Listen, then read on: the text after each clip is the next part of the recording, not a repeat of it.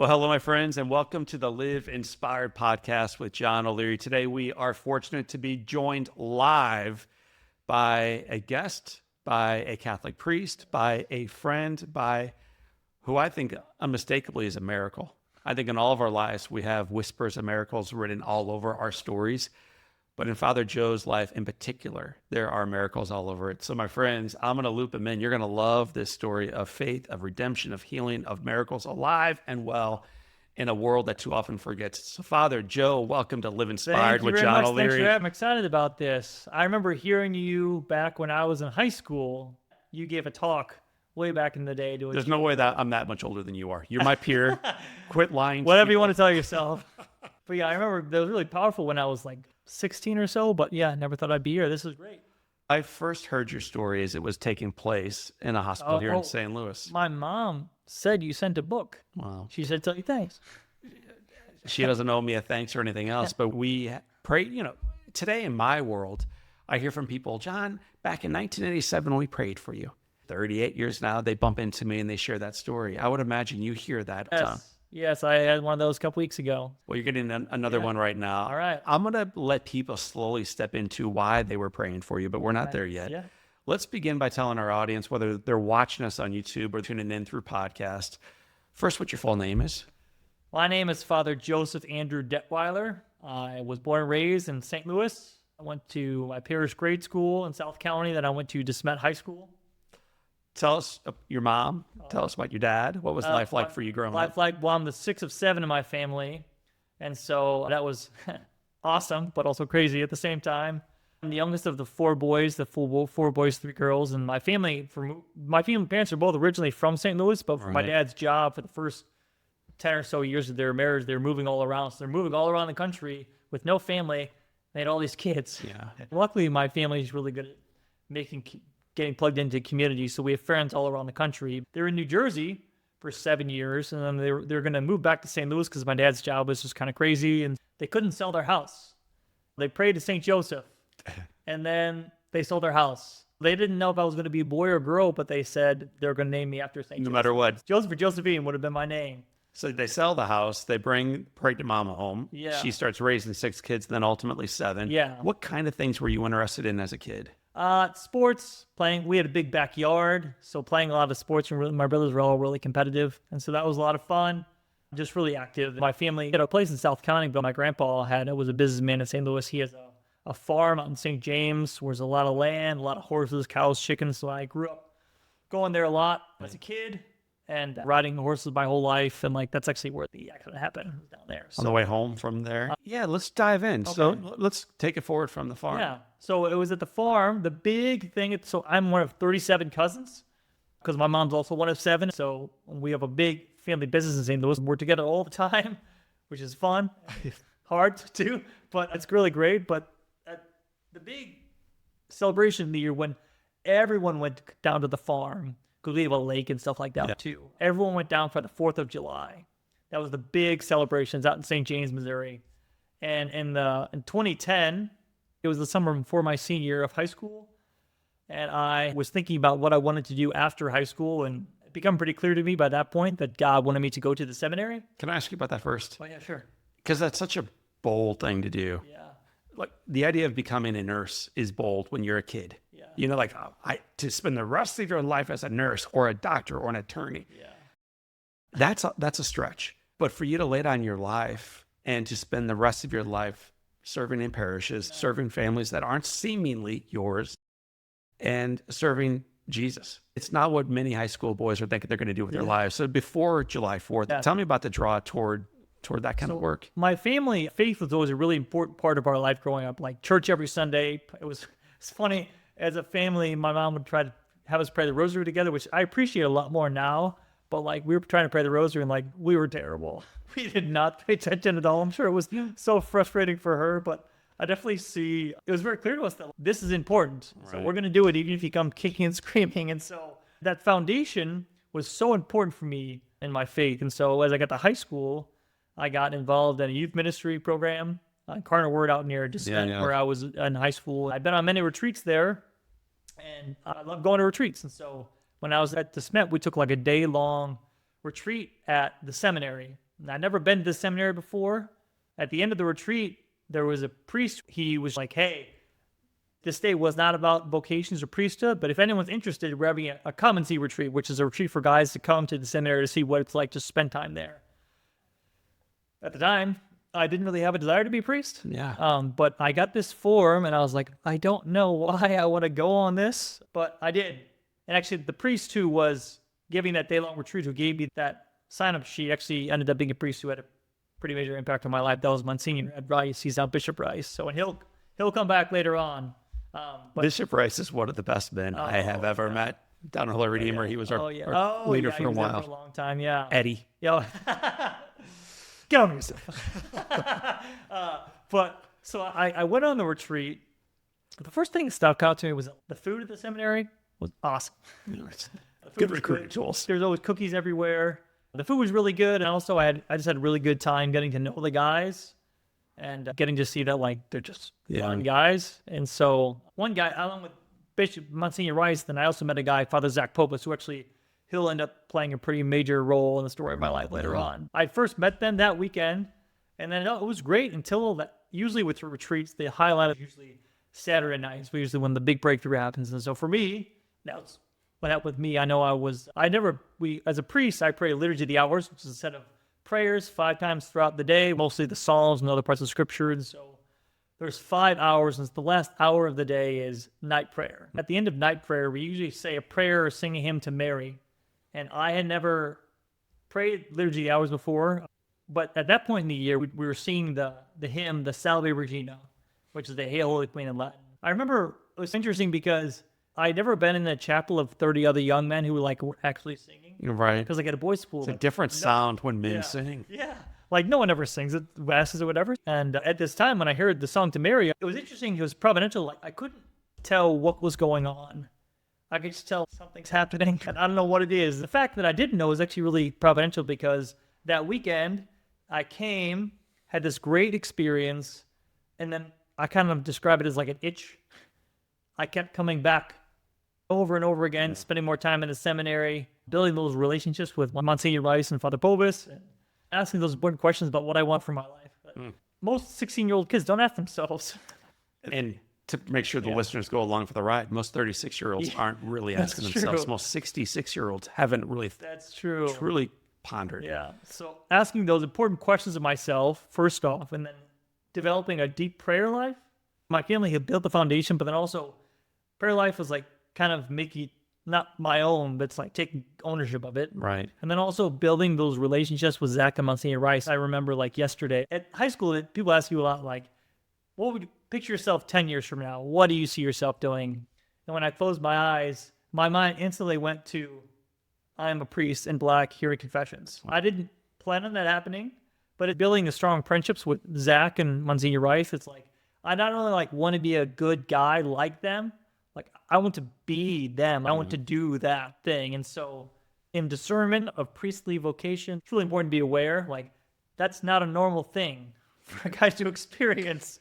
And then the summer leading up to my senior year, the plan was to go to the seminary after high school. And it's a great plan. But in the middle of June, I took out the application to the seminary and it began the very lengthy process.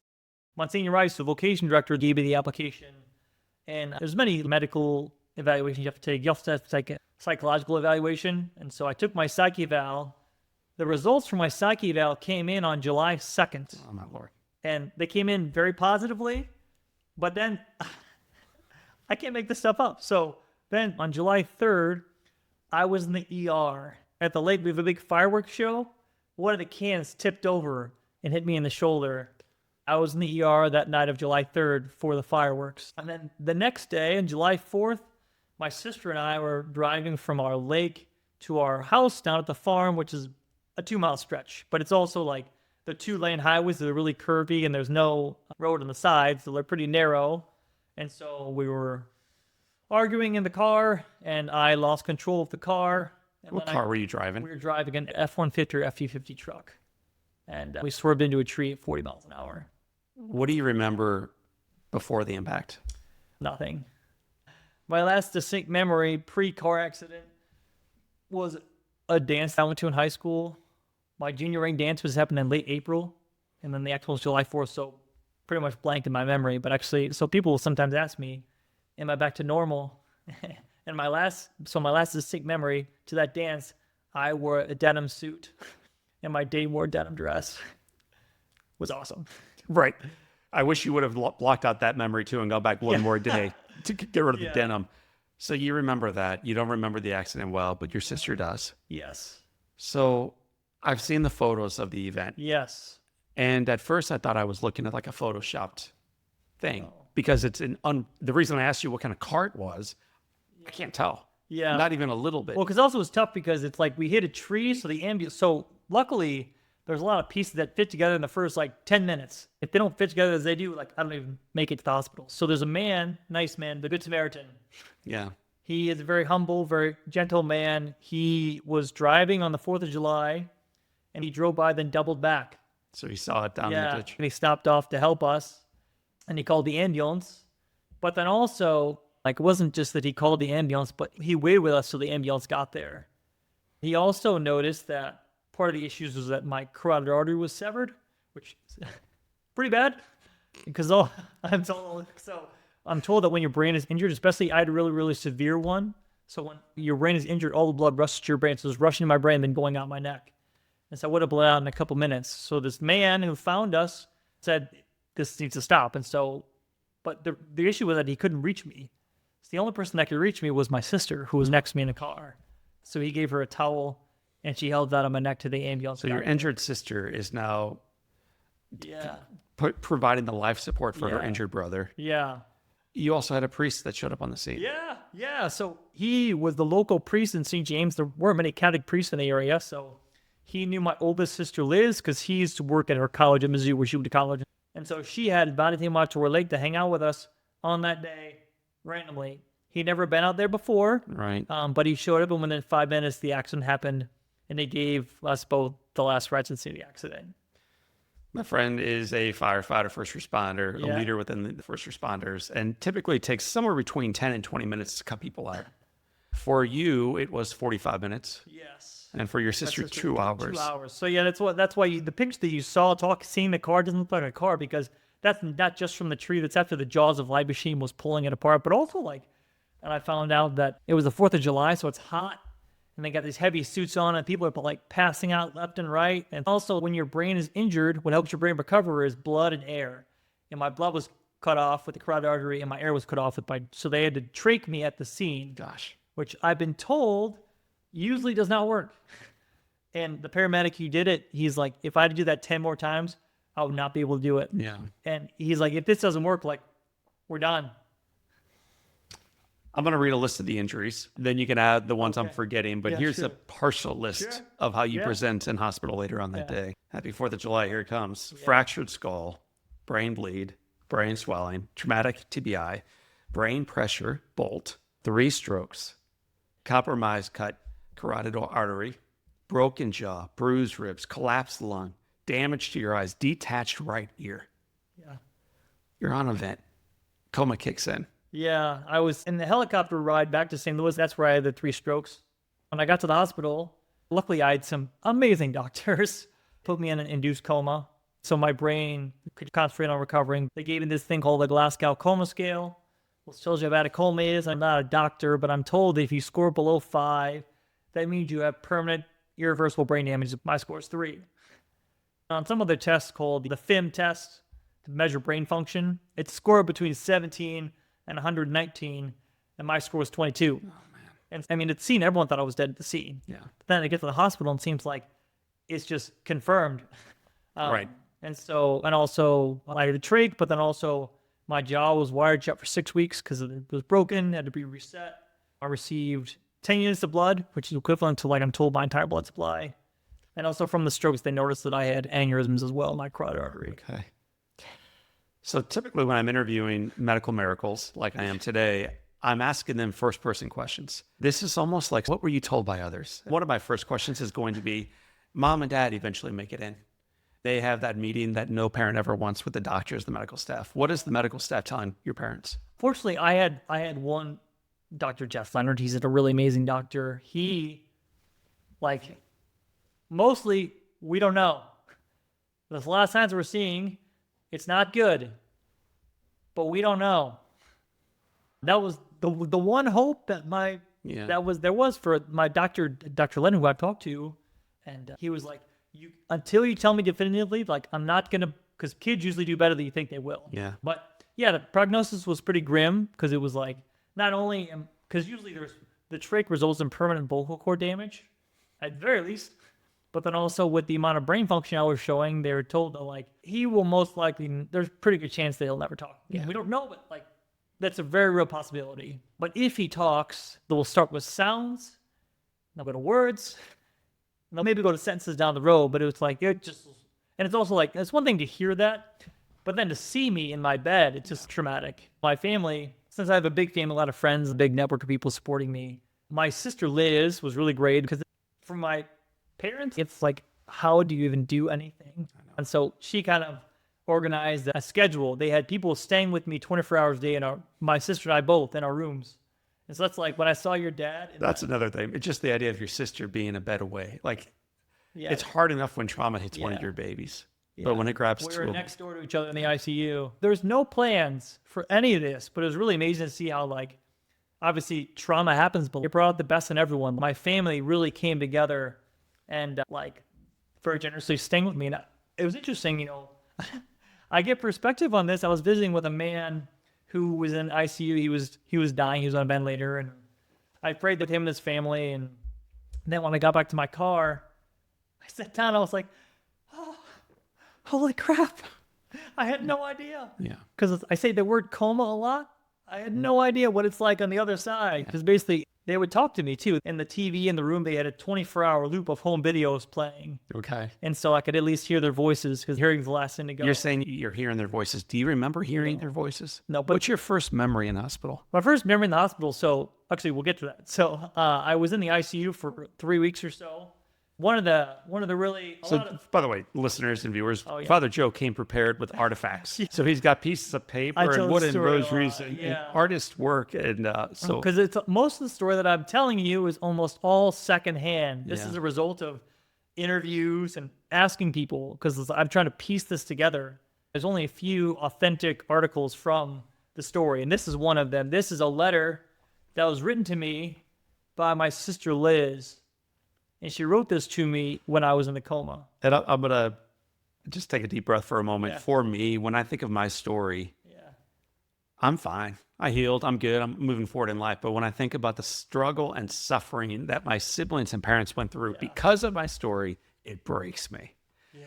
And I would imagine as you're about to read this letter, knowing what she went through. Yeah. It's probably almost harder than knowing what you went through. Yes, because I was asleep. I was in a coma. I don't remember any of it. She talks about how the letters, like, if I get out, I'll have something to read. But there's a pretty good chance that I will not get out. Also, like, if I do wake up, I don't know if I'm going to be able to read. Right. Or like, so like, but that was one of the harder things, because it's like, my parents kept asking, like, how's he doing? What's going on? They were like, we don't know. Because with the brain, nothing is normal. She wrote this letter to me, and I'm going to read it to you. Is that okay? Yeah.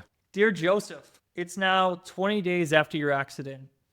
We miss you, and every day we are thankful that you didn't die, and every day we wish we could see you back to your normal self. You have healed really well, and now we're just waiting for your brain and God to heal itself. The doctors say you have to make new neural pathways to compensate. I know you can do it, and I know it will take time. Someone gave me the idea to write to you while you're in the coma because it might be helpful to read when you wake up, and helpful for me to write, so I decided to start today. Mom sleeps with Bongo every night, which is my Beanie Baby when I was a kid. And Dad cries every morning and every night. He thought he saw you look at him last night and grab his hand, and he feels terrible that he can't help you or take your place. We all wish we could take your place, buddy. It's very hard to watch home movies or look at pictures on the wall taken just a few weeks ago, of you healthy and funny and smiling, and then to see you in the hospital bed. I can't believe what has happened to this family. Maybe my accident was in preparation for yours. She was in a near-death accident 7 years prior to us. I'm trying to help Mom and Dad. They can't bear the idea that you might not come back to us. None of us can. I miss you, and I'm angry that this happened to you, and I will do everything I can to help you get better. Everyone is doing their best. I know you would be so proud of our family, just as I am.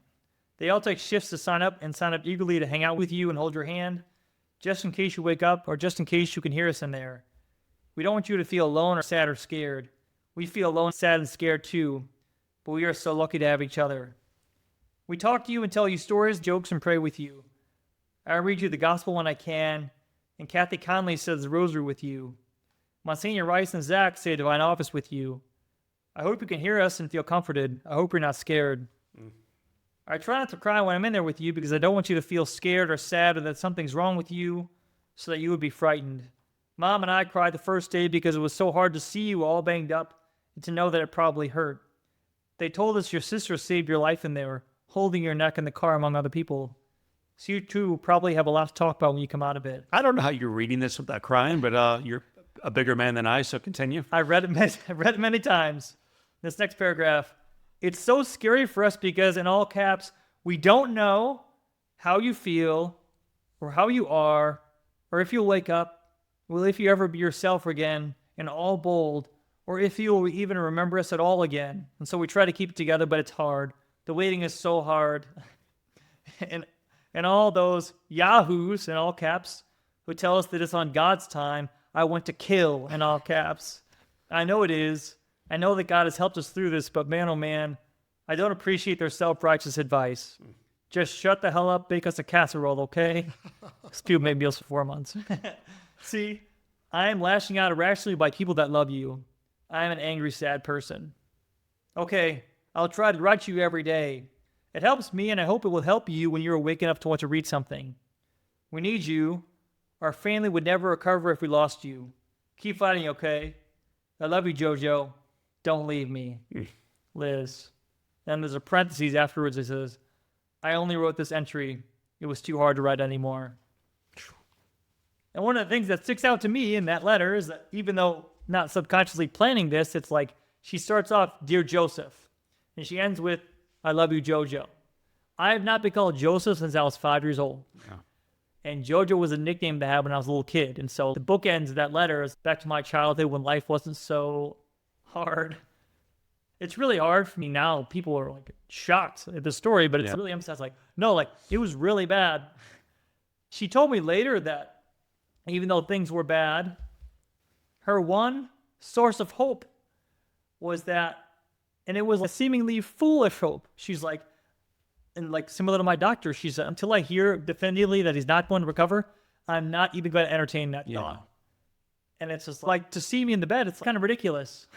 But she had hope, and she's feisty, just like my mom and a lot of people in my family. So she was able to organize it was also tough because I know we were both at the same hospital for a while, but eventually my sister moved to a different hospital. We were at separate places, and neither of them were close to my family's house. It was also hard because my sister moved out, but I was still in a coma. So I was in an induced coma for about 3 or so weeks when they took me out of they're trying to gradually get me out of the coma. And this is funny.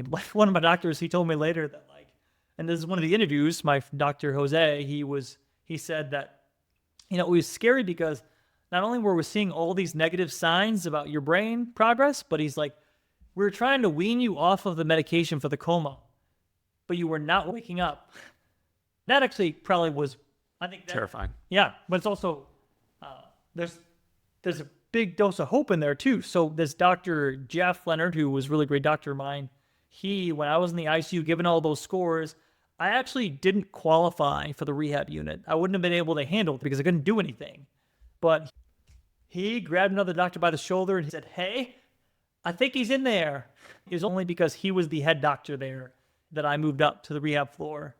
And then when I got to the floor, I remember my mom telling me, cautious optimism. Right. Because it's like my jaw's still wired shut. And this is probably the hardest part for my family because my eyes would open sometimes and I can move a little bit, but I clearly was not there. I had the trach, but also my jaw was wired shut. I couldn't really feeding tube, all that kind of stuff. And so my mom said, she was like, I mean, I'm glad he's up here, but are you sure he's in there? Yeah. So I've seen the videos of you from that time. And in some regards, it's almost worse to look at you like that than when you were bandaged and swollen and beat down in the talk about the letter, my dad saw you look at him and grab his hand, and it's like, that's even worse. My family, though, still was faithfully coming to stay with me and pray with me also. They were praying to St. Jude, patron saint of lost causes. We had a feast day a couple days ago, and I guess given my situation, I qualified. I really deep encounter with Mary back first hearing the call to the seminary, but I know the really, really deep encounter with Mary. So it's interesting. As a priest, like I said, we pray liturgy of the hours, and it's mostly the Psalms. And so I read the Psalms a lot in my life. One of the Psalms that always sticks out to me is Psalm 127. Talks about how we work so hard for the things of this world, but they pass away. But if we just trust God, the line says, God pours gifts on his beloved while they slumber. Looking back at my time in the coma, like, wow, that's a real thing. Like I said earlier, my friend Zach, who was a seminarian back then, would take one of the shifts to stay with me. Monsignor Rice would come and stay with me too. Monsignor Rice, or Bishop Rice now, said, what is the worst time that no one else can take? And so he stayed in my room every Friday night for 4 months. When him and Zach would be in my room. Let me just gotta stop you there, man. Like, here's this gentleman who's on his way to become a bishop, Springfield Diocese, meaning he's drawn in a million directions. And here's a fellow who is in demand saying, give me the worst time slot. I'll take it. What does that say about Father Rice? It's really inspiring to me. It's the role of a priest. It's like, give me the worst that no one else wants to take. That speaks to his priestly heart, I think. And it's also just an inspiration for me of like how I'm called to love people too. Tell me what the words "in that case" mean to you. I think they're the first words that you scribbled onto a napkin. Oh. About 2 months into recovery. Yeah, and so when I'm up on the floor, I'm still not really, my jaw's still wide shut, I still have the trach, and so they would have me write on dry erase boards. Because there were questions on dry erase boards, and I would write the answer in, and like, they kept trying to get me to write something, and like, I was not responding. Right. And I was not doing it. So they basically said, fine, Joe, you can write whatever you want. And then apparently I wrote on the board, in that case. And then also on the board, they also said, does Dad tell funny jokes? Wrote very clearly, no, in the corner. So they're finding out step by step you're in there. But also, the day you find your voice again, I think your mother's told you, you may never find your speech again. Yeah. And one of our mutual friends happens to be in the room when you speak for the very first time. Oh, yeah, Father Ronnie, yeah. Will you tell that story? So initially, on day 74, when they took the trach out of my throat, the meeting with my parents before, like, cautious optimism, like, this is progress, but, like, we don't know what's going to happen. And also, what usually happens when someone's trach like this is seen also with the amount of brain damage issues that he's had. They were told that, like, best case scenario, maybe in a couple months he'll be making sounds. And then, like I said earlier, then maybe words, and then maybe sentences. If you ever met it, it won't probably have with the TBI. It's just like, it's pretty clear deficits, which is not their fault. It's just part of the injury. And so that's kind of what they were expecting. And also, so my sister was at a separate hospital too. And at the hospital, there are a lot of people who had my injury. That's what they were looking at. And that's kind of what they were thinking. The surgery happened for the trach to come out of my throat. So hopefully speech will come back at some point. Our mutual friend, Father Ronnie Detwiler, was in my room praying evening prayer. And part of that prayer is you say the glory be a lot. He said from his chair, glory be to the Father, to the Son, to the Holy Spirit. And then apparently from my bed, I whispered, as it was in the beginning, is now, will be forever. Amen. And I don't know if any listeners out there know Ronnie, but it's like, he's a nervous guy. And he was telling me he was losing his mind. He was like, I just started sweating. I didn't know what was going on because he was like, because they kept me in the coma because stimulation would cause my brain pressure to shoot up. I'm not sure how they measure brain pressure. When I first got checked into the ICU, brain pressure is supposed to be between 5 and 10. Mine was at 49. Brain pressure was a constant worry for me. He was like, I didn't want to thought your brain pressure would go up. So he just kept praying. And then he got to the glory be again. And apparently I finished off again. And then also one of the big effects, like I said earlier, of brain injuries is personality shifts. People use very different the rest of their lives. They saw that my humor was coming back. My personality was still there because when I woke up, I hadn't shaved for a long time. So I said it was itchy on my face. And so I said, take the beard, leave the stash. Yeah. That was pretty awesome. It's like a bumper sticker right there. Oh, yeah, for sure. Take the beard, leave the stash. It's funny when I tell this story to people, it's just like, I've never met anyone ever trach and ever talks again. Did your voice change? I'm still not a great singer. We'll come back to that because I heard otherwise. Otherwise. But so this all happened with like words, sentences, jokes. I'm able to actually hold up a conversation with him. I'm able to refer to people from DeSmet who are not currently in that room. And all this happened after the surgery was 6 hours. So one of the nurses who worked with you described you as someone in 30 years of work, if she ever witnessed a miracle, she did it in your care. Yeah. So this was almost 10 years ago where she shared this with me. Oh, really? What do you say when you hear that? When someone describes what you went through and the life you now have Yeah. as in a career worth of doing work that is amazing and hard and challenging and amazing things happen, that if she had to pinpoint one example of something miraculous, I'm seated across from it. Yeah. It is, and I've heard other doctors say the very same thing. I think it's funny because it's like people talk about like my story, and it's like a lot of it's not about me. And I've come to see this, especially as a priest. It's like in our poverty, right? God's power is most clear because it's clear that I had nothing to do with it. Right.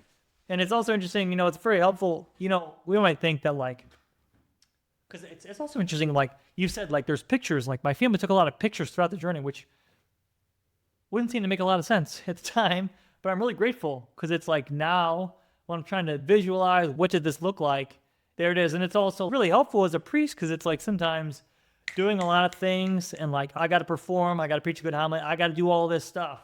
And it can get very easy to get caught up in myself. And I think it's true with any profession.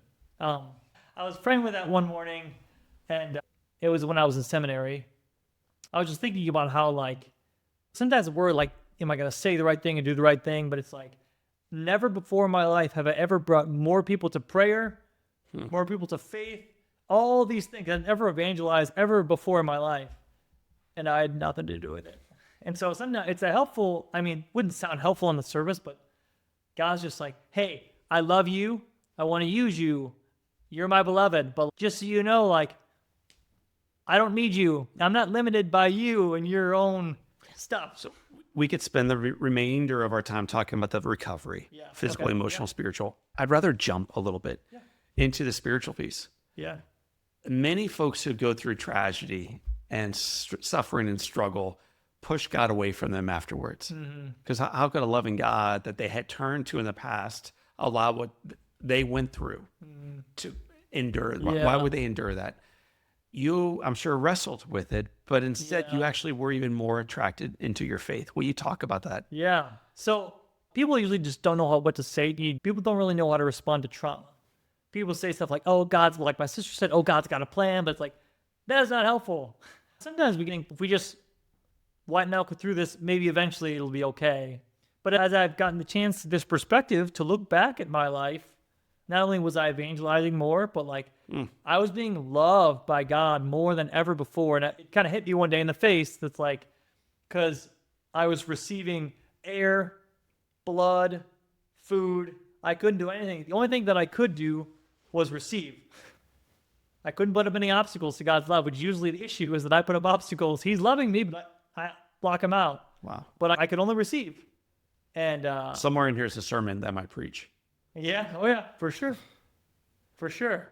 But it's also like we worship a God who carries a cross, right? I think about the movie The Passion, which is pretty gruesome, but it's just like I visualize Jesus carrying the cross a lot because it's like the cross is heavy. It's probably splinters. Like a lot of our crosses in church is really nice, and it's like probably was not like that. And he's already been beaten up, and at the end of the journey is still death. With every step that he takes toward that, like first off, he doesn't have to take. He's in total freedom the whole time. And also, I think what moves him to make that next step is me. And I think that's twofold, that not only he's coming to save me from my sins, save you from your sins, but it's also like, I come for Father Joe because I want to be able to relate to him. Because if I don't carry a cross, then like when he comes to me with this pain, I have no idea what he's talking about. And so Jesus not only carries the cross to save us, but it's also like thinking about in Matthew's gospel when he says, my yoke is easy and my burden is light. At times like this, that doesn't seem like true.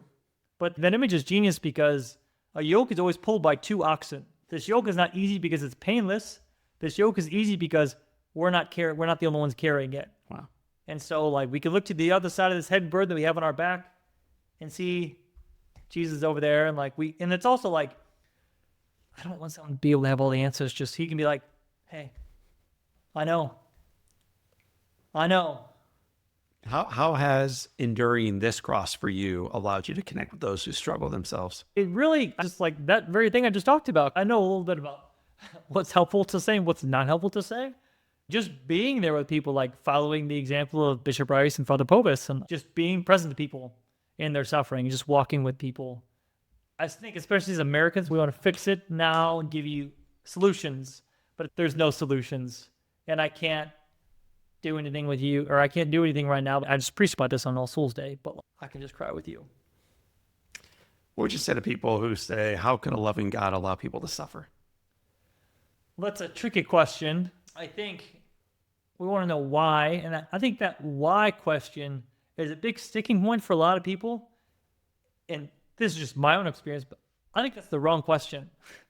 Why? Because it's like, I'm never going to know why in my limited human understanding. The right question is where? Where? So like looking back my life, I've been able to pinpoint like his hands all over it. But like I got to take a second to look back. He was there, but sometimes it's really hard because he's very subtle. He doesn't make himself known totally clearly, but his hands all over our stories that we just have eyes to see. And so the why question is not, it's a question, it's not helpful. At least in my understanding, it has been helpful in my life. And I think in a lot of people that I walk with, like the why questions, like we dwell on that, but like it's just a sticky You say question. shift it to where? Yeah. Where is God who's suffering? Because it's like, we got to take a second to look back because he's there. I'm sure you hear it a lot. You walk around as a Catholic priest, very public facing with your faith.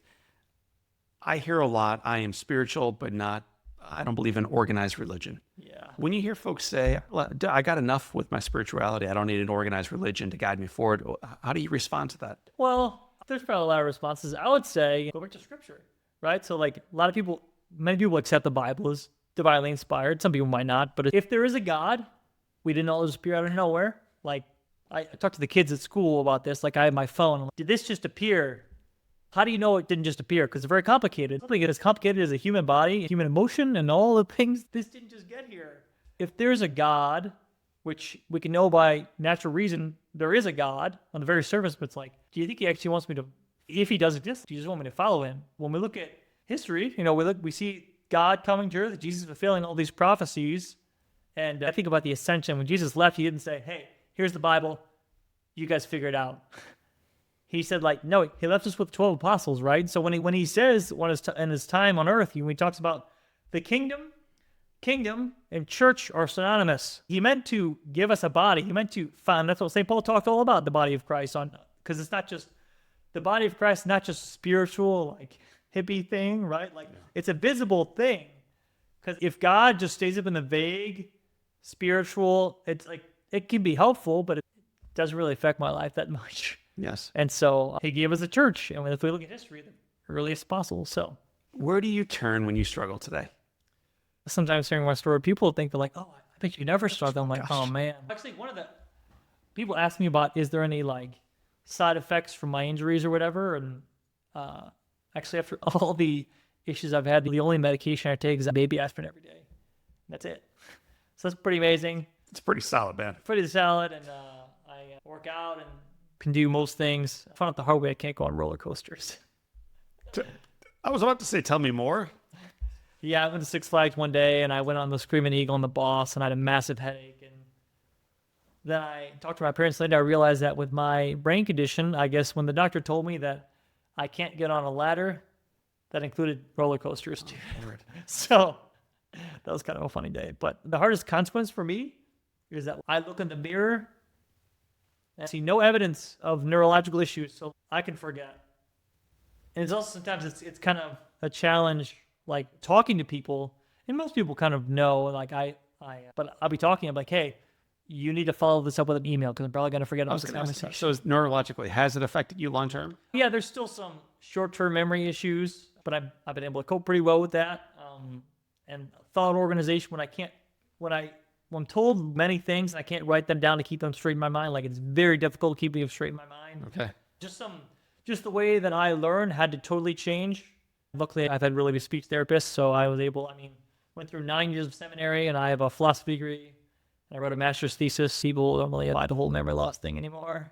But it's there. It's there. It's also, when I order something off Amazon, it's almost always a surprise. It's like, this what Christmas can year. That's right. It's like, hey, I need it. This is great. I tell people when I go to the hospital, I go to a hospital in St. Charles every Friday to visit with people to anoint them. And sometimes I tell people like, hey, do you want to go to confession? And people are like, I don't know. And I'm like, hey, I'm the only priest in St. Louis with short-term memory loss. And sometimes they're like, oh, okay. And I'm like, no, I'm serious. I'm serious about that. So that's my claim to fame. Well, I'll be out there for it. I need a good short-term confessional. Yeah, for sure. For those listening or watching us right now who themselves are struggling, which means everybody with ears to hear and eyes to see, like who's not? Yeah. What's your encouragement to them? He knows. He knows. Part of my master's thesis, I read a book by C.S. Lewis called The Problem of Pain. It's a masterpiece. And he talks about how we want, the God that we want a senile grandpa in the sky who just takes away all the pain and gives us candy, makes us feel good. But he's like, that's not the God that we have. That was really transformative for me when I realized that when I go to him, like, he knows. No one else knows what I'm going through, but he really does. And that changes everything. And so I think I would encourage people, like, you know, we have a God who loves us and who cares for us, not just to create us and hold us in existence, but to enter into suffering, not because he has to, but because he knows that if he wants to be able to relate to us, then he has to do that. Because if we worship God who doesn't suffer, like, that means nothing to us. Well, you said something earlier that I'm hearing whispers of again, and I heard it from my own dad, and it was your father looking over his dying son's side and saying, I wish I could change places with you. Yeah. And my father and mother said the exact same thing. They would have done anything to jump into those bandages and die for me. And our faith background informs us that our God loved us enough that he did exactly that. He did. Yeah. So we're going to shift gears into what we call the Live Inspired 7. Okay. These are 7 questions that have tethered presidents, astronauts, authors, and now my friend, Father Joe. Okay. Number 1, this is a cakewalk for you, man. What's been the best, most impactful book you've ever read? The Problem of Pain, C.S. Lewis. What's one positive characteristic or one beautiful trait that you possess as a little kid growing up and you wish you exhibited as brilliantly today? I think as a kid, I was very trusting. And like, I think as most people, as you become an adult, you like start to not trust people. Yeah, even God. So trusting. Right on. Even God. Yeah. If your home caught fire, if your rectory caught fire, and all living things are out, and you have an opportunity of running in and grabbing one item, what's the one thing you would save? There's a picture, the picture that ended up being on my holy card. This picture was originally drawn by my friend Caroline in high school. At the time that she first drew this original picture, I had just been checked into the ICU. So she's drawing this picture. She's being told that I'm probably not going to wake up or ever talk again. So she's thinking that, like, there's no hope, not there's no hope, but like everything's terrible. I can't do anything, but I'm just going to draw this picture. What's it say on the front of it? It says, it's a quote from Romans 12, rejoice in hope, be patient in suffering, persevere in prayer. That's Romans 12:12. Father, if you could sit on a bench with anybody on a gorgeous day and have a long conversation, the person could be living or dead, who would you like to be seated next to? There's room for 2. Okay, 2. So on the surface, I love John Wayne.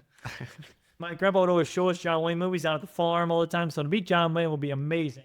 Also, Deathbed Conversion, too. But and also, St. Maximilian Kolbe will probably be really awesome. What's the best advice either of those 2 ever gave you? Or anyone else? The best advice you've ever received is? It was my first couple weeks of seminary. Bishop Rice, he was working at the seminary at the time. He said, 80% of life is just showing up. And I found that to be true. So Bishop Rice used to say our mass before he was a fancy bishop. Oh, yeah. And we used to go to 6:15 in the morning mass. And 22 minutes after it began, we'd be walking back out to our cars, changed. I mean, in a 60-second sermon, Oh, yeah. he would light you up. He just had a way of condensing it down. Yeah. What advice would you give yourself at age 20?